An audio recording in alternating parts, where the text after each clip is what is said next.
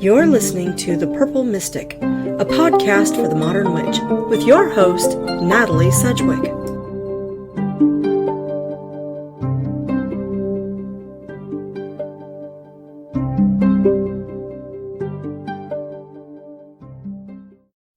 Today I am talking with Patti Negri.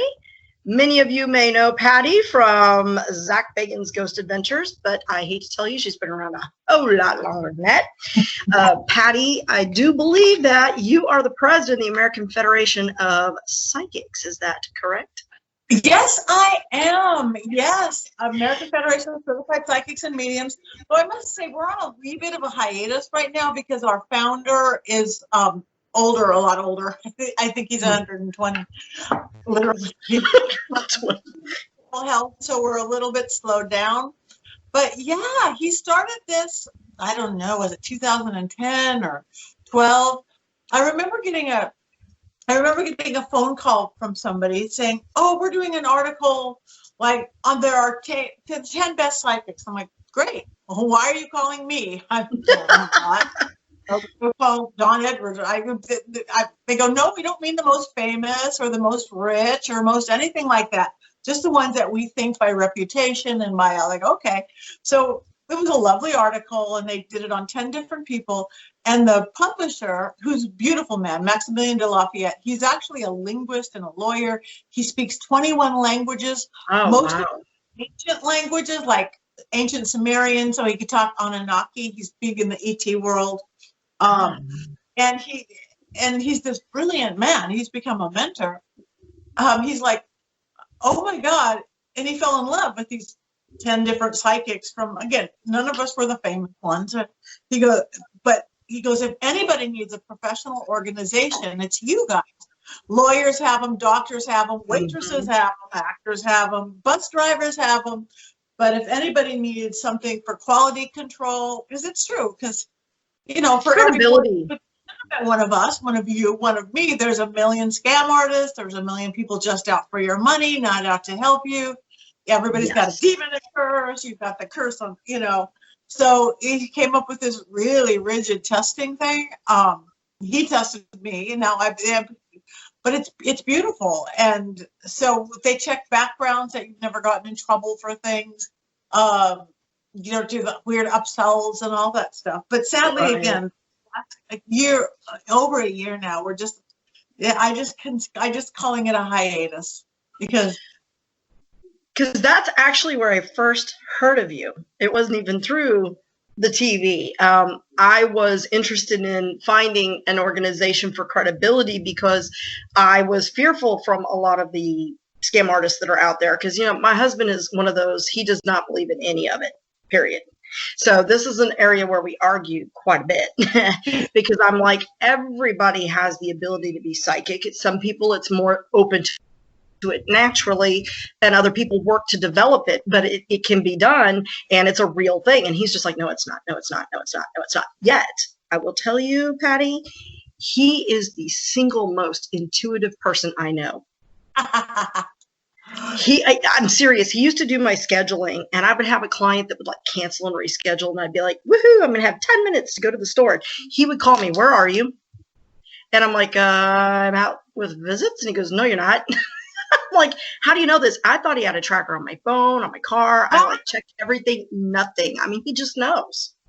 But he does that with a lot of different things. So I was looking for something that would give me some credibility that I felt good about being a part of, because that's the other thing is you see a lot of these groups and you're like, I don't know if that's really legit, and you just get that feel. Yeah. So your name popped up, and I thought, well, how cool is she? Just from, reading your bio and looking at your pics. And then you ended up, I saw you on Zach Bagans like a year later, and I was like, hey, that's that same lady. Cool.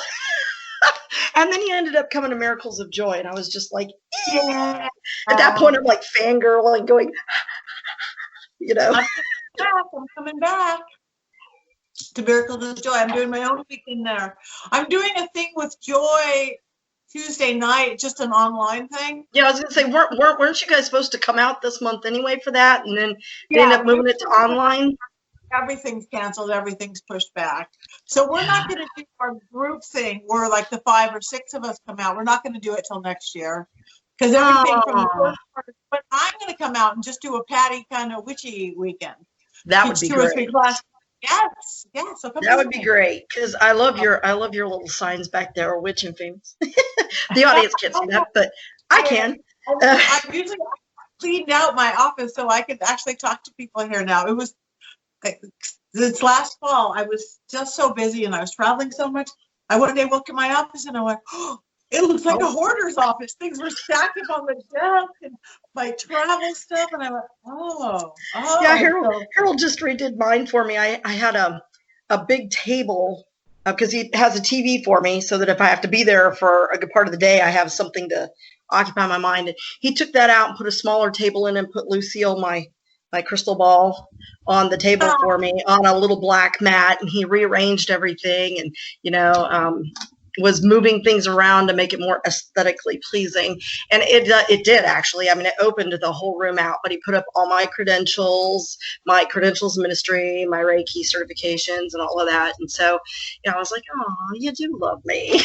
That's really nice. My husband just kind of grumbled when he walked through, but he does keep saying how nice it looks now. Yeah, well, you did. Yeah, I saw your before and after photos. So yeah, it was bad, and it's good now. So next I have to move to the master bedroom. It's pretty bad. Oh yeah. People are there all the time, but I have too much stuff. That's me. I need to just go through and do an elimination of the unnecessary. Let go of what no longer serves me, which is a good amount of stuff.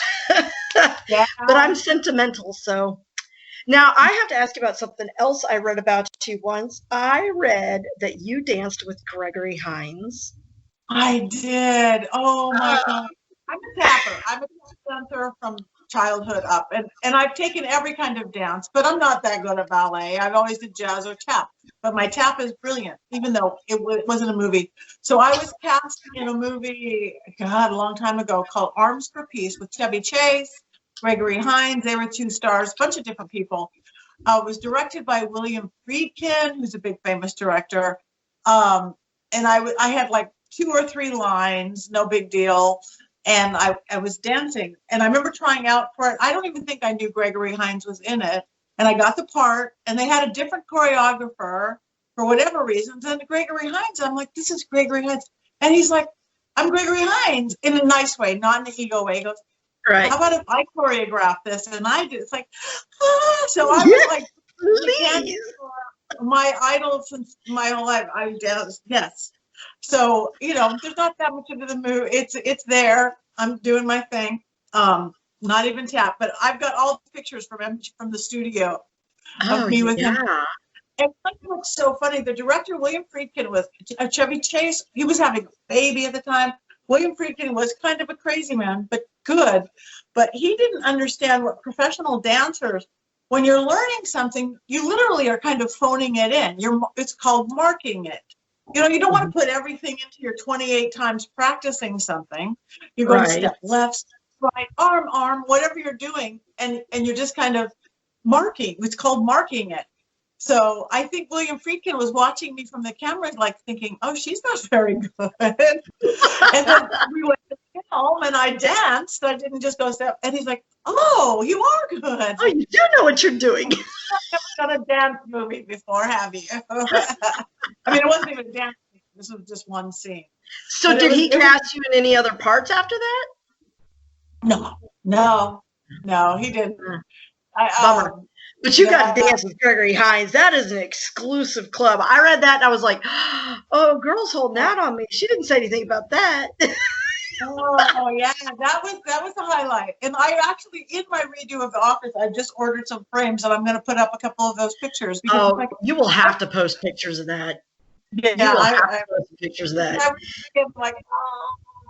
So let's get into the witchy side of things, because one of the things about the American Federation of Psychics that I notice is you guys have it broken down as to like light workers, which I'm assuming are people who do light healing, Reiki, I'm assuming probably Akashic record readings, which I love reading people's Akashic records. I know. Not for the nosiness of it, but because you get so much information that's transformational for them. You know, when you tell them, here's why this is happening to you, you're locked into this karmic pattern because of this and this, let's clear it. And then their lives change, and you know they see you years later and tell you, man, that was fantastic, and now I'm doing this and this, and you see the joy, and it's just like, oh, that makes it worth it. Why we do what we do. It's just like you see little light bulbs on every once in a while. It's like, oh wow, I get it. Exactly, and I love that. So one of the things that caught my attention, excuse me, I think I'm gonna sneeze. It's Texas, it's springtime. Along with, you know, all the usual Beltane celebration comes the allergies. But no, I guess I'm not going to, so never mind. And where was I going with my train of thought that just went right off the track? Different, like you could be a light worker or... Right, and then you have witchcraft as a separate group there. So I know when you and I met at Miracles of Joy at lunch, we were talking a little bit about, you know, you've always had an ability to communicate with the spirit world, and you've seen things since you were a child. And, you know, we were talking about some of the similarities that we had, and then you had to go back to work. So it kind of ended that conversation. But I was interested in finding how you came to a path of witchcraft itself, because to me, being psychic is totally separate from being a witch. Completely different. And even being, as you know, being a witch means many different things. You could choose it as, this is my religious path. I am Wiccan, or I am ceremonial, or I am chaos, or I am Gardnerian, or I am Diana. Right. Or being a witch just to practice the craft. I believe in witchcraft, where we change and shift things. I think that was born in me. I would really, just like talking to dead people since I was a little kid, doing a seance when I was 7 or 8 years old, I also would literally find myself, you know, in my suburban Los Angeles backyard, going up to the rosemary, picking rosemary, and knowing, you know, if I would put some of that in my mom's purse, she would bring her more money. And right, making weird concoctions of herbs and plants in the backyard and doing weird things with dirt. You know, I mean, I think a lot of kids do. Again, it's like instinct, intuition, whatever you want to call it. It's something within you. You know, it's in the blood. People call it witch blood. People have psychic blood, the medium blood. Some people call it angel blood. Some people call it extraterrestrial blood. But this one, all of the above. You know, mine is very elemental, very earth-based. You know, my practice is very eclectic, but everything is very the same here. Yeah, mine's very eclectic, and I find that there's something to be had from various different paths that I incorporate into my practice of manipulating. To me, witchcraft is both a religion and a way of life. You know, to me, it's a religion because it is your way of life. To me, your religion is what governs your decisions day to day, ethically based, right? So for me, that's the craft. I don't do something bad because something bad eventually works its way back to you, typically, you know? So you have to be very careful when you're doing something like a binding or a return to sender or even a mirror box, because some level of that will make its way back to you, you know, obviously. So, you know, for me, it was kind of a meandering sort of path because I grew up in a very strict Christian household. So it wasn't like, you know, I could just, my mom would say, what are you, a witch? Every time I'd like have a dream and I would tell her this is going to happen and it would happen. And she'd be like, what are you, a witch? You know, like it was a bad thing. So it's kind of like, eh. And now I'm kind of like, yeah. So, you know, was it open in your family? Was that something that you just kind of came out and said, look, this is who I am, deal with it? Or was it something you came to? Were you initiated in a coven? Or? It was really funny. I was raised without really typical suburban family. We weren't raised with any belief system or religion. My mom would have been she would call herself Protestant, but we'd never been to church a day in her life. My dad didn't really believe in anything. My dad's dad, my grandfather, which was this very big philosopher, psychoanalyst, very Freudian. He wrote lots of books. He was like practically evangelical atheist. Did not believe in anything. He was the head of the American Society of Humanist Friends or something. He was super academic, super science-based, he hung out with like Carl Sagan and Isaac Asimov Oh, wow. and science, literature. He thought anything religious or spiritual or supernatural was a weakness in itself. So God was a dirty word in our family, or so I thought. It was just not, I'd never been in a church, but I had the sight. So I would drive by where there was a typical Christian church or a Jewish temple or a mosque, and I'd see the energy. I'd see the vibration of the energy, and I'd want to go into any of them. Yeah. But we just didn't talk about it. And I knew Grandpa was this big leader of the world and wrote books about religion and blah, blah, blah. But I think I was, by the time I was 13, by the time I went, I got brave enough to ask my mom if I could go to church, regular born again, New Age Christian church, because some cute rock band, Christian rock band, this was in the 70s. Yeah. Christian rock band could have played there. Michael W. Smith. I almost would have felt less scared going, can I go to a wild rave party than can I go to church with my girlfriend or friend? And my mom goes, yeah, you could do anything you want. I what?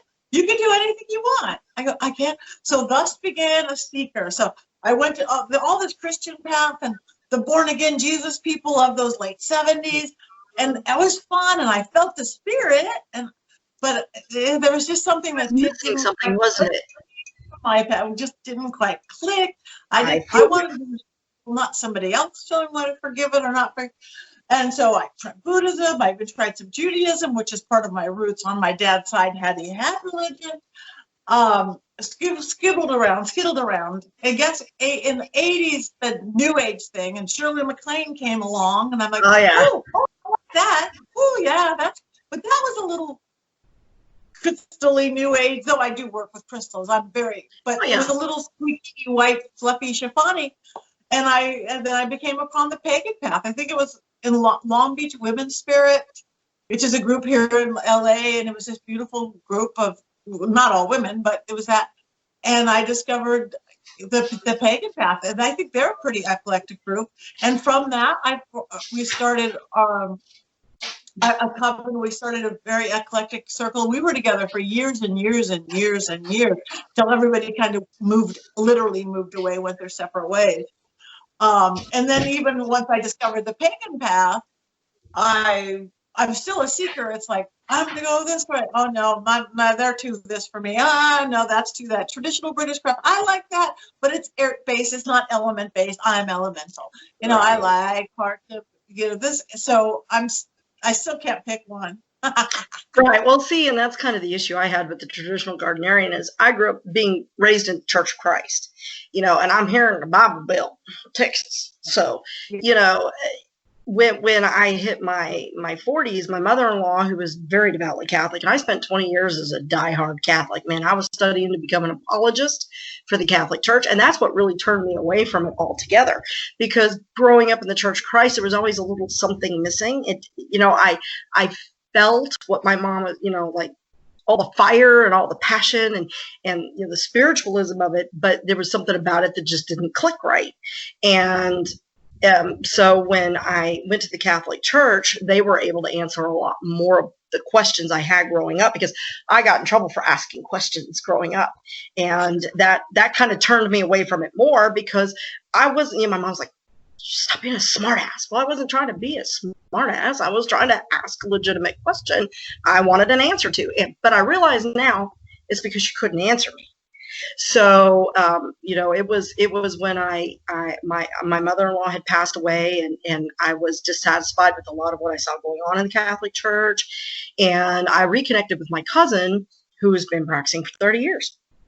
And I was like, oh, I've always kind of been bent that way anyway. So I asked her if I wanted to know more, where would I go? And she directed me to Dr. Buckland's Big Blue. Yep. And that was it. I was like, yep, this makes total 100% perfect sense to me. And I like the fact that you're responsible for your own actions. There's no devil that made you do it. Honey, you chose to do that. You're responsible for that. Yeah. So your 12 held authorities are just for giving to Jesus. Didn't get it. And when you said the asking questions, that's the first clue on me on the Christian, because I don't know anything. I don't have the upbringing, and I was talking to the born again Christian church. I'm like, well, tell me about Buddhism. I'm going to go talk to a Buddhist. Well, you can't talk to a Buddhist. That's taking your eyes off God. That's a sin. Talk to us about Buddhism. No, that doesn't feel right. You kind of need to know what their thoughts are on that. Yeah. Yeah. I resented the fact that everything about you is a sin. Everything that makes you human is a sin. How can that be wrong? That's the way you're made. So either God made a mistake or there's a problem here. You can't, the cognitive dissonance, excuse me, I cannot speak today. Apparently I need my own treatment. The cognitive dissonance going on in there, in my mind, became so loud that I just said, you know what? This is it. And one verse popped into my head, and it was the one where Jesus says, I will that thou be hot or cold, or I shall spew thee from my mouth. And I went, well, I'm going to be real hot, because according to my mama, I'm going to burn in hell. But at least I have gone the way that I felt was the way I should go.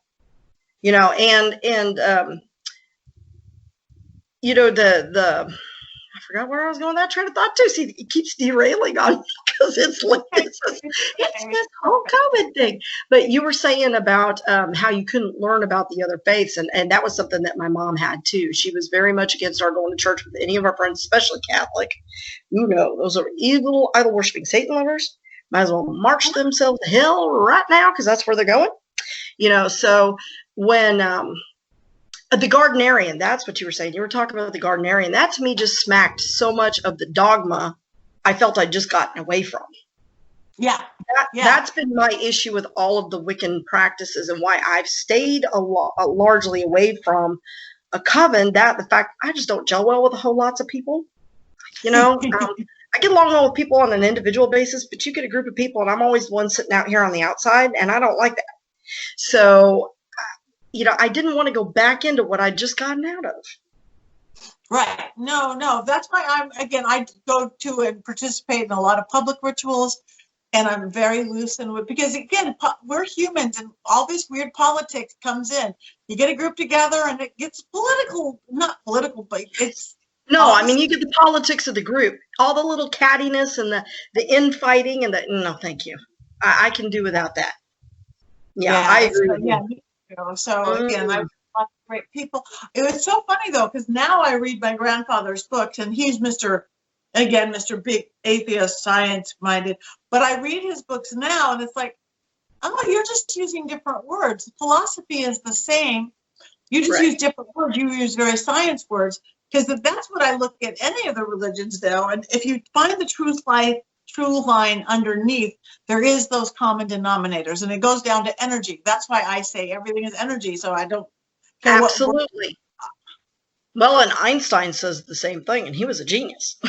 There you go. So I guess I'm a genius. No, I perfectly agree with you, because it is energy all around you, and all witchcraft is the manipulation of those energies to suit a purpose or a need, to bend it in the direction you need it to go. If you think it doesn't work, take a look at a light switch. Today's science is yesterday's witchcraft. Exactly. If you'd have told people 200 years ago that you could turn a light on in the room by snapping your fingers and you flip the light switch at the same time, they're going to go, woo, but it's really all the same. It's an understanding of those energetic forces and how to manipulate them and how to communicate with that which is us, because everybody has their own philosophies, but my belief is, physics teaches us there's minimum 10 dimensions, right? So we exist within that third dimension, right? Touch, sight, sound, all that good stuff. But our soul goes beyond the fourth dimension of mind and the fifth dimension and beyond. But once you get that higher level, that soul material, we all come from the same source. So it makes it easier to communicate at that level. And so it's just a matter of being able to access that level in order to get that information or to send that message or to communicate. And there are those of us that can tap into that a little bit easier than others, I think, because we're more open to it. Yeah, I think so too. Again, and open, and we're taking away the rules. No, this isn't. No, there's a box here. You can't move your box, or it's just like all the good stuff outside that box. Exactly. put, my friend. That was beautifully put. I like that. The light switch thing. It's true. Even what It's we're true. doing right now, we're having a face-to-face conversation, though people aren't seeing it on the other side, halfway across. I don't know today. That's probably a good thing. Yes. As mentioned, the hair place has been closed for months. Yeah, no, it's I true. know. But you know what? I remember back in the late 70s, early 80s, Logan's Run, when the little girl calls him on the TV, on the little TV that he has sitting on the table there, and I'm like, Mom, can we have a phone like that? She's like, they don't exist. Well, here we are today. Here we are, right on it. Yeah. Science fiction, science, witchcraft, it all gets kind of, in my opinion, because a lot of what people thought was impossible, here we are today. So I think it's fabulous. And I think this is just a conduit, but when you have the ability to open your mind and tap into that energy, you don't even need this to communicate. Right. You can just send your message right on through. Ask any mom whose kid's been in trouble. Guarantee she knew something was going on. Yeah, she knew something was going on. Yeah, and again, did you feel it when you had it when you were a kid too? You just didn't know. Oh gosh, my mother will tell you. When you were a little kid, you'd be in your room and you'd be talking to people. I would hear different voices. She goes, and I thought you were talking to somebody in your room. I'd open the door and it's just you. So my mom knew, but my mom was the same way. So was my dad's mother and my mother's mother, my mother. My mom, when my sister, my mother, and I, when someone's going into the hospital or is going to be in an accident or get sick, we know it because we smell that old hospital-y smell, that old disinfectant-y, band-aid hospital smell. And I will instantly pick up the phone for our call people. Are you okay? Are you okay? Are you okay? Are you okay? Something happens to somebody close to me. Every time. And my mother does the same thing. So, for me, it was, she would know things. We would all kind of know things. When my grandfather passed away a few years ago, my dad's mother, I had an office in a little town just south of me, like maybe 10 minutes south of me, called Little Elm. And we were sitting in the office, and I looked at my husband and said, my mom's going to call. My grandfather passed away. And sure enough, boom, the phone rang. I picked up the phone and I said, when did Granddaddy pass away? And she's like, I knew you'd know. Wow. Passed away this morning. So, but she's that same way too, which is why I never understood why it was such an issue for her. And so has she gotten over guilty about it? I don't know, because my sister was not practicing the craft until about 2 years ago. And I took a trip to San Antonio to visit with some friends of mine. And there was a shop there that I wanted to check out called Unlimited Thought. So my sister said, well, I want to go with you. So I'm like, okay, yeah, sure, let's go. And it was just like 5 minutes from the hotel I was staying in. So we get there and I'm like, man, this place is great. The energy in there was fantastic. And my sister's just asking me, what is this? What is this? What is this? What is this? What is this? Now, she's always been a lot the same way. So, I asked her recently, I was like, well, does Mom know you're pregnant? Well, because her ex-husband kind of outed her to my mom, basically. And my mom got very upset and wasn't talking to her at first, but she didn't ever say anything to me. And I said, well, does Mom know I'm pregnant? And she's like, oh yeah, she knows, and she just doesn't bring it up. She just doesn't bring it up. I think that but she gave my sister a book about herbal healing that she had from way back in the late 70s, early 80s. She found it when she was cleaning out the house and she gave it to my sister. So I was like, see, I told you, it's always been there. But, I used to see spirits and would talk to them. And for a long time, I learned to shut it out completely. So now I'm trying to gain that gift back, because I had gotten so good at, because people think you're crazy when you tell them that you're seeing people that aren't there, or you're talking to someone they can't see. They think you're nuts. But I think I'm gaining some of that back because I went to, there's a shop in Fort Worth called the Enchanted Forest. And I love that little place. It's a tiny little place, but the owner's fantastic. It's been there, I think, 30 years, going on 30 years now.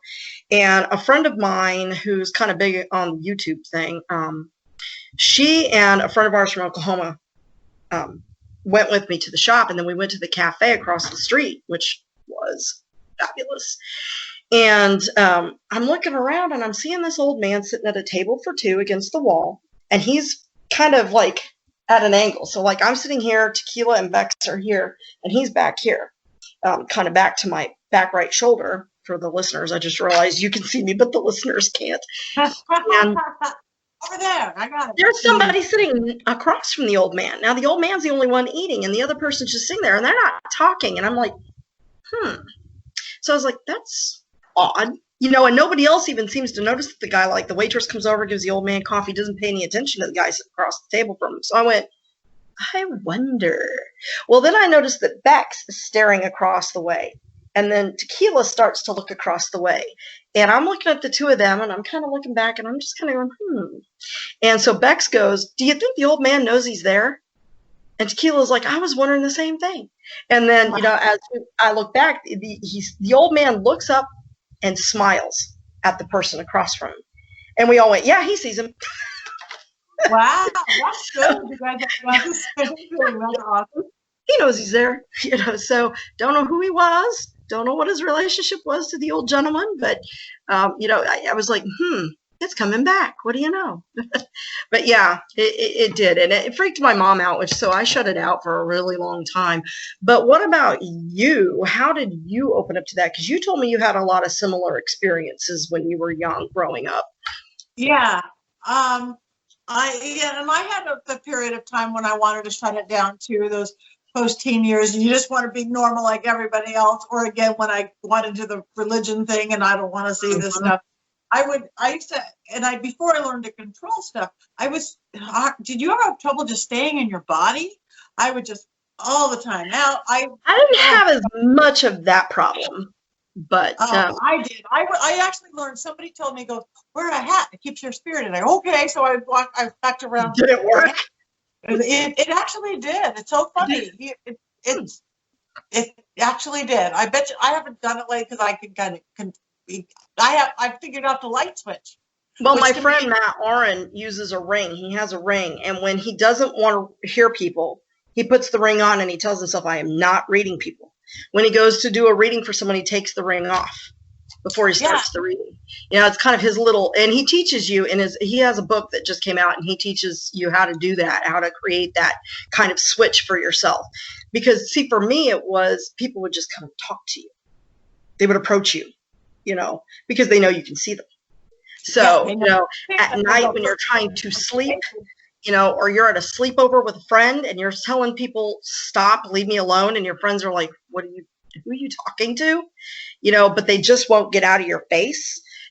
You know, I just completely learned to shut it out. I regret that now because it's been hard I still sensed things, but the actual seeing and being able to communicate direct with them, I just basically, I terminated that. Now I think my youngest daughter is very much that way. She had a friend that sadly took his life a little bit before Christmas a couple of years ago. And she told me point blank, I saw Caleb. I spoke to Caleb. He was at my work. He was standing on the side of the road when I drove by, you know, so I know it's there, but I can't get her to really openly talk to me about it because she thinks that what she's experiencing is different from what I've experienced. So I'm like, but I still understand where you're going from, and I don't think you're crazy, you know. Yeah. But you know, yeah, no, I tried to shut it down. Then I decided no, I like it when I again discovered this new path that I like so well. And I like the idea of a ring, but I literally have a switch. Which besom, this side of the besom, that side of the besom, whether I really lay the root. I love it. Inside is my mundane world where you pay your rent and you pay your bills and you pay your mortgage and gravity counts and you have to be logical and you can't talk to ghosts in front of weird people you don't know. And the other side of the besom is where anything can happen, where, you know, gravity doesn't count and you can count. And it makes both sides stronger. So I go through, you know, if I'm just out shopping and going through the day, I'm just normal. It's just I cross the broom. I don't really lay down the broom, but I have and I can. But I like your friend with the ring. It's easier. But I really usually just kind of picture it like a light switch. That's why I love your exactly. So you got your switch. Yeah. I'm shutting off now. I don't want to talk to people's, dead mothers in a grocery store. Right, exactly. The one that keeps following her around trying to get her attention. Yeah. Yeah. Well, and the sad part is, like, if you go someplace, like, these haunted hotels, because I run a YouTube channel called Witches of the Moon. And one of the topics that our viewers asked us to do is, haunted places you'd like to go to.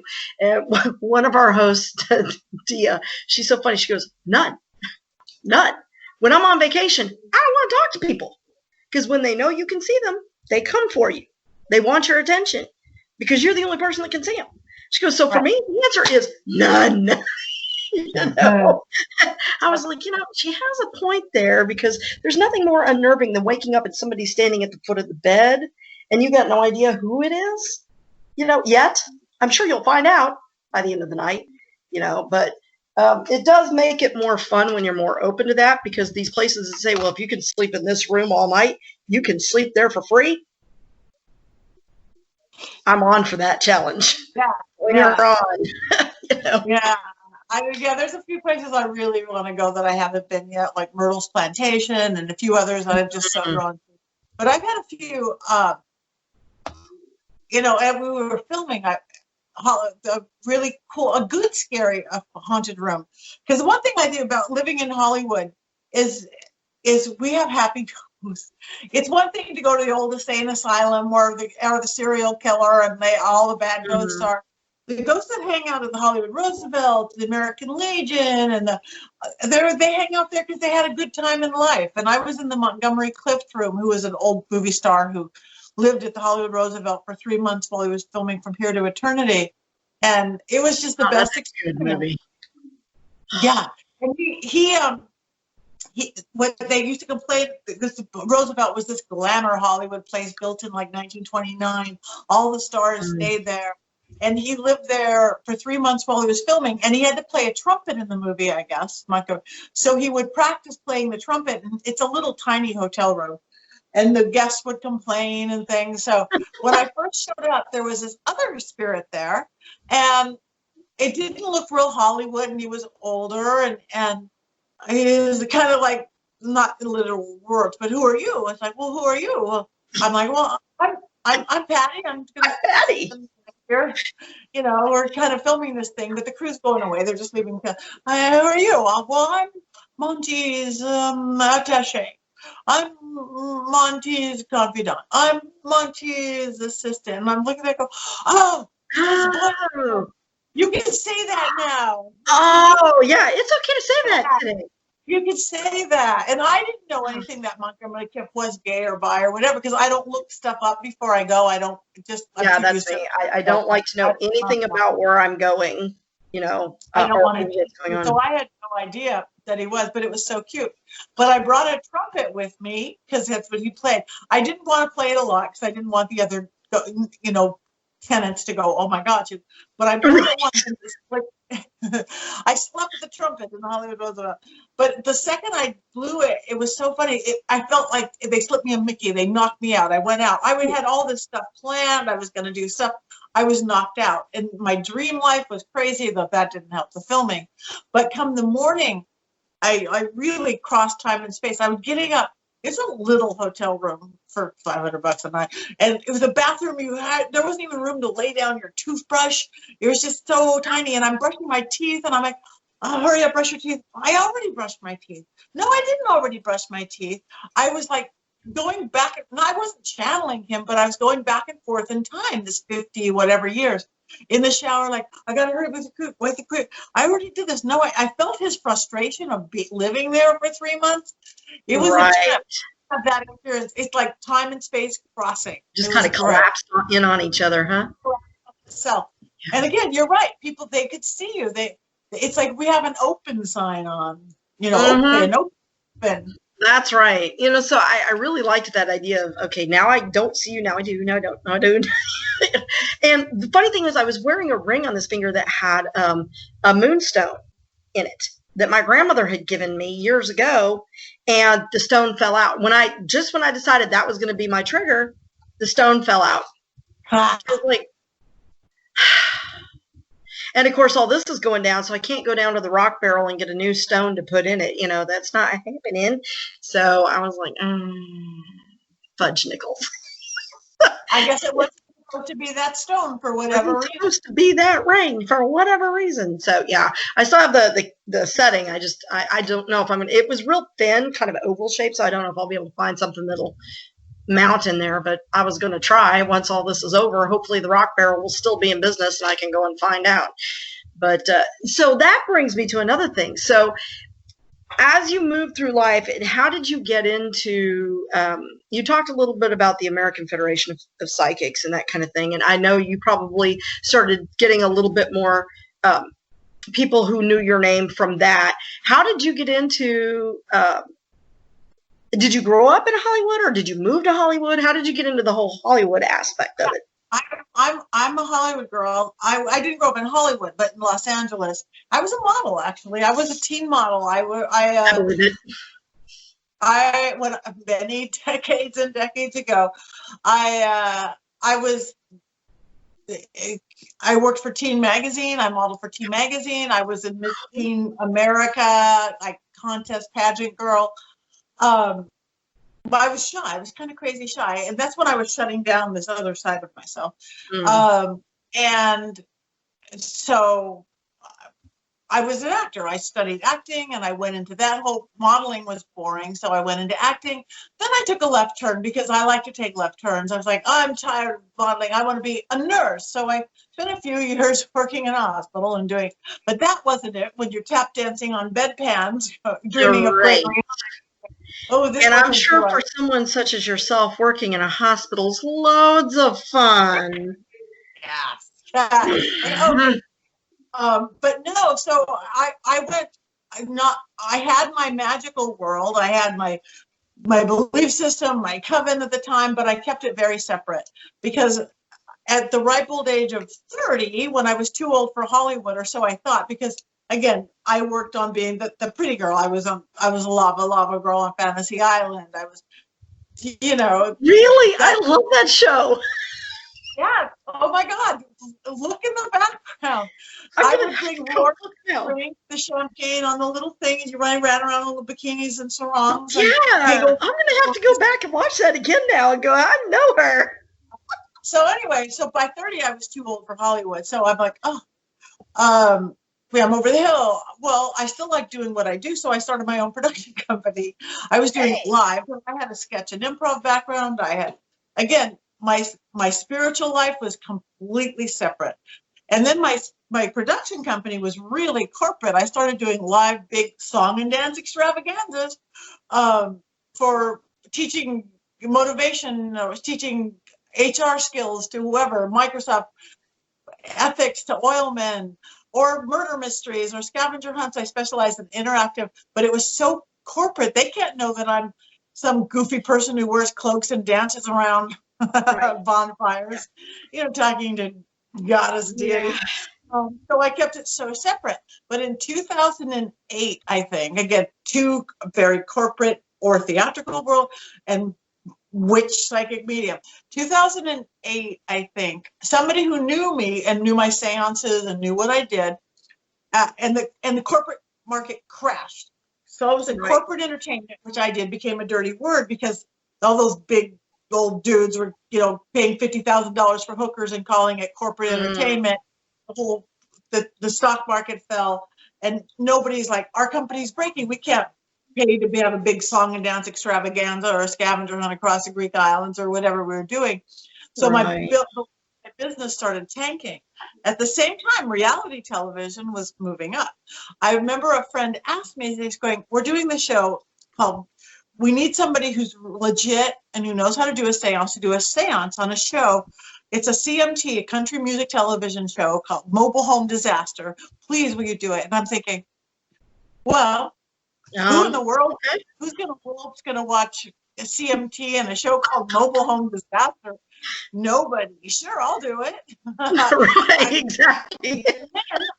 And it was so fun filming it. It goes with the sketch and improv that I did for years at the Comedy Store, where that back and forth, not a scripted line, that they follow you around. You think fast, but I was doing my real gift, and we brought some closure to this, to what happened in the place. And it's like, you mean you're just going to follow me around with 3 cameras and I do what I do and I give my message? This is fun. So, but okay, so I figured nobody was going to watch it. I remember after it aired, the next day I got a call from one of my very corporate clients, like a national corporate client. And it was like, Patti, I saw you on TV last night. And I'm like, oh, You're like, what? Oh, crap. Eric or whoever it was. It's out of the bag now. I'll never work for them. She goes, I didn't know you were into the paranormal. I love the paranormal. And we had our best conversation ever, this like 20-minute long, blah, blah, blah, talking ghosts, spirits, spiritualism, the whole thing. And I'm like, oh. And so I was out of the closet, out of the broom closet, starting out of the broom closet, out of the psychic closet. And again, the corporate market continued to plummet. And the reality thing, once they figured out kind of who I was, that I'm a trained actor, I know how to hit a mark, I know how to talk in sign bags, but I'm legit and I won't fake anything. I'm not going to say I see a ghost if I don't. They don't. Right. And so all of a sudden I'm doing every show in town if they needed either a psychic or a medium or a witch or whatever. So it was just really natural progression, not what I wanted. And for a long time, I struggled and struggled to keep them both going, but it just took over.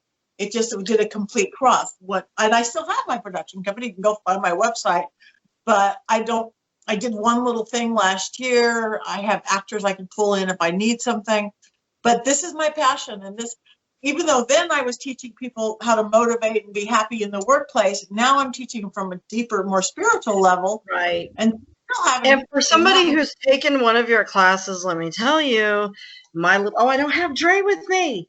My dragon, he's in the other room. My dragon, yeah. Poor Dre. But I do credit him with helping find the job that my husband did get, even though briefly. So I'm hoping he'll come through as my personal assistant, help me out with that area again. But I can say that you carry an energy that's very positive. That's very, but I will tell you, it's very different from like East Coast, West Coast. Because like I have friends that are part of the Cabot Kent Hermetic Temple out of Salem, Massachusetts. It's Lori Cabot. It's very, very, traditional, very Salem type, they have this whole genre Halloween thing. And yours was very, you're going to hate me for saying this, but very, very Cassie Nightingale. And I do mean that as a compliment from the bottom of my heart, because I freaking love that cheesy little show. I will watch it faithfully. But it is very different. Like just the feel is different, and it's interesting to see that difference, because I actually have a friend from England. We were going to start a book together, dialogue between us about how the practice is different in England versus the United States. And, I said, it's kind of funny how you think about that. Cause she's like, well, what is it about living in Texas that makes you different as a witch? And I was like, we wear boots. we carry guns and go to the range. I don't know what to tell you. It's just what it is, but it's funny because I had to sit down and really think about that. I'm like, we use a lot more jalapenos in our outfit powder, I guess. It's so different because I'm an LA girl. I am an LA, California girl, and I'm going to design my path magic around that. I remember being at Miracles of Joy, and here we are doing a spiritual conference at a New Age metaphysical store. I remember seeing 2 people at that conference were carrying firearms. 2 little LA girls like, what? I'm probably one of those people. And the thing is that's the way it is around here. We don't think anything about it because it's something that you don't ever plan on using. You hope you never have to, but you sure want to be prepared if you do. Yeah. And with as crazy as people have gotten today, you can't even go to the movie theater without somebody trying to take you out. So, it's like insurance, right? You have it, you hope you never have to use it. Culture shock. I even got judgmental about it. It's like, wow. No, but I'll tell you what, I'll make you a promise. Next time you're in town and we could go, I'll take you to the range. Okay, I will go with you. I actually did. Not for my other part of the production company side, I, again, do interactive. and this just stopped 2 years ago, actually. I'm a wiener wrangler. I wrangle wiener dogs. Yeah, I was gonna say I have miniature dachshund. He's around here somewhere. Yeah. Oh, you have a miniature dachshund? Yeah. Did I know that? His name is Pinto Bean. We have 7 dogs, girl. 7 dogs. We have 2 blue heelers. We have a lab mix. They're all rescues. All but one of them are rescues. Our beagle, who will be 17 in December, is the only one from a breeder. All of the rest of our dogs are rescues. And yeah, our little Pinto Bean, we actually got him for our daughter because we rescued a long-haired dachshund for her. And she, like Shadow, needed a friend to keep him company when she was at work. So we got Pinto Bean, and he just in the apartment too much. So she's like, "Can you hold him for me until till we get a house?" And I was like, "Sure."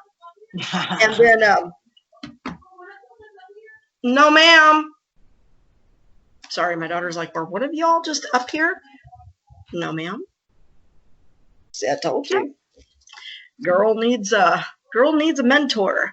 She doesn't want mama. So I'm trying. No, but it's but I'm a wiener dog girl. That's what I started running the wiener nationals in like the 7 western states. I did a lot in Texas. Last time we were in Texas, where were we? It was a place where it got cold. It was like 13 below when we were there. We had to move the wieners in. Was it? I don't know. We were in Texas. It was, but we went out shooting to like a range, not even a range. We were just out in the middle of nowhere, but it was snowy and freezing. I'm like, when in Texas? And in Texas, of all days, yeah, you caught us that weird year. Yeah, well, no, we're on the air, so they won't see it. I just lost my 14-and-a-half-year-old Doxy. Yeah, I saw your post on that. Well, I love little Pinto. Usually, I'm surprised he's not here because usually when he hears me, like I've been doing a lot of teletherapy, and he just has to be like seeing who I'm talking to. But well, Patti, I just want to tell you that I appreciate you coming on with me. I do have to stop here. Okay. Can you respond real quick? Okay.